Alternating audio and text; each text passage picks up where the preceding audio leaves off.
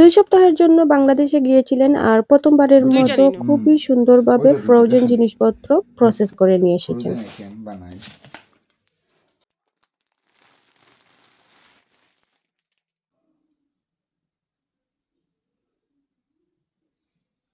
আসসালামু আলাইকুম everyone, welcome back to my channel. আশা করি সবাই ভালো আছেন। আজ আবারও নতুন একটা ব্লগ নিয়ে আপনাদের সামনে হাজির হলাম।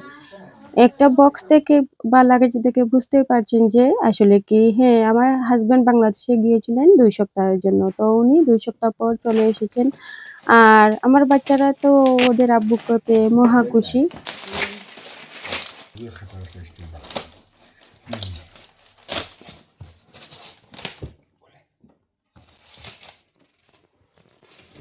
একবারে তো ভালো হয়েছে, পুরা শক্ত, আর 2 দিন তাহলে ভালো থাকবে। একবারে হয়েছে। ইলে ফ্রেশ উড়ি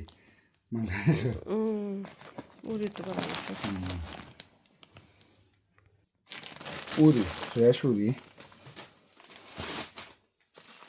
আই মাছ আরও আছে, খাটা রেডি। মিট না এটা ইগু খসি একটা লইছিলাম পুরো একটা খসি না এটা তোমার কিতা খানি আরটা কিতা ফ্রোজেন আইটেম বানাই। ইগু মনে হয় খসি দিও মগজ নেবি বুঝছেন কি, বড়ই ফ্রেশ বড়ই বাংলাদেশি তাজা বড়ই, আদা লেম্বু। হ্যাঁ আমার খাইছিলেন এটা ভালো আছে, ভালো আছে। আমার রান্নিতে আমি খাইছি না, তারা খাইছে। আমার শরীর সকল 4টা 8টা আদা লেম্বু। ওই দেখো সুন্দর আছে আদা লেম্বুটা, ঠান্ডার টাকায় ভালো হয়েছে। হয়েছে না তোমার আমার দিচ্ছেন তোমারে সব আমার ইগু ছটি দিচ্ছেন তোমার মেনটেন করার লাগে। কচু নাই নি, খসু ফ্রেশ, কচুর কিটা এটা খসু ফ্রেশ খসু মানে তোমার মেট রেডি করা, খালি রান দিতাম না। বয়েল করা ওভেন ওভেন হইলে পুরা আগু তোমার কিতা জানিয়ে না। ওকে আমাইছেন ইগু আমি জানি তোমার কিটা কুরমা কুমড়া কুমড়া মিঠা। ওকে ইগু বনে বয়েল করা তুলে তুলে লাগে পানি ছাড়ে। ইলিশ মাছ সানপুরি অরিজিনাল ইলিশ।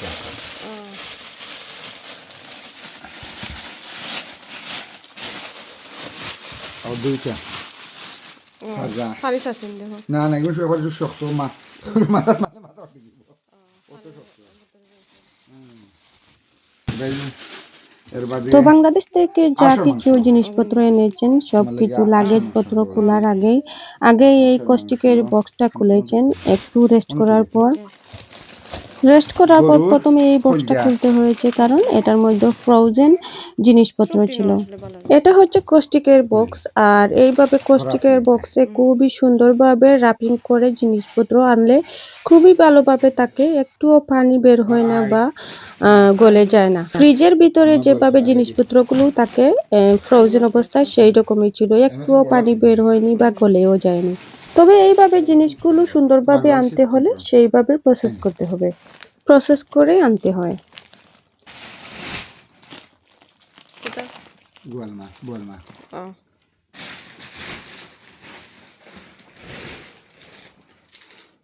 খসি ছাগলের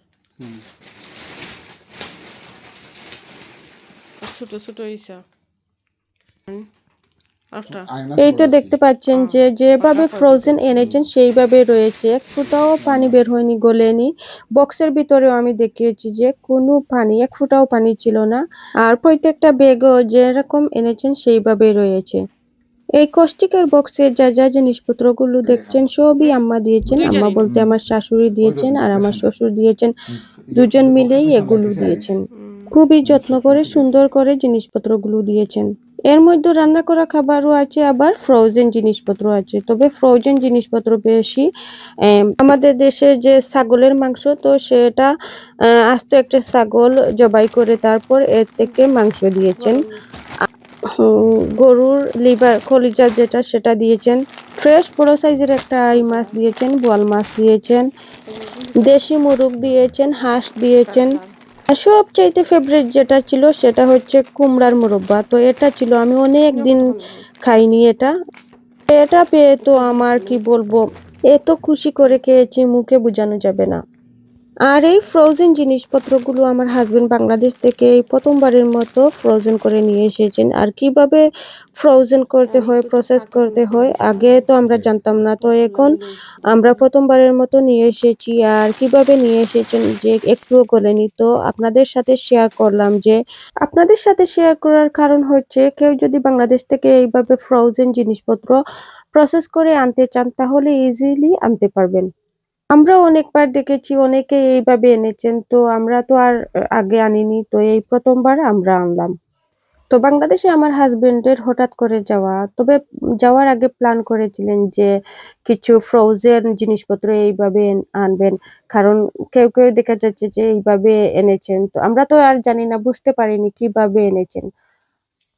আমার হাজবেন্ড দেশে যাওয়ার আগে আমরা যে মাংস বা মাছগুলো এগুলো আনা কমিয়েছি ফ্রিজে জায়গা রাখার জন্য। তো কেউ চাইলে এইভাবে রাখতে পারেন। তারপরে আমি মনে করেছি হয়তো জায়গা হবে না, আমাদের জায়গা হয়েছে, এনাফ জায়গা ছিল। আর আমরা তো সবাই জানি যে বাংলাদেশ বিমানের একজনের প্যাসেঞ্জারের অ্যালাউন্স হচ্ছে 40 কেজি। তো একটা কস্টিকের বক্সে 20 কেজি এনেছেন, আর একটা লাগেজে 20 কেজি এইভাবে এনেছেন।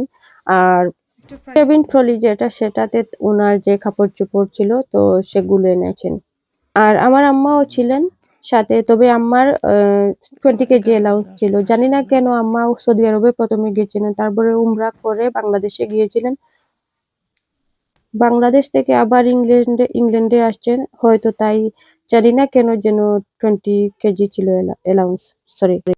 আর বলতেই তো ভুলে গেছি, রান্না করা খাবারের মধ্যে আম্মা দিয়েছিলেন ইসা দিয়ে লতা, লতা আর কি, ছোট ছোট ইসা মাছ দিয়ে লতা, চুটকি, নারকেলের পুলি পিঠা যেগুলো সেগুলো আমরা তো সবসময় বানিয়ে খাই, কিন্তু আম্মার হাতের পুলি পিঠাটা খুবই মজা।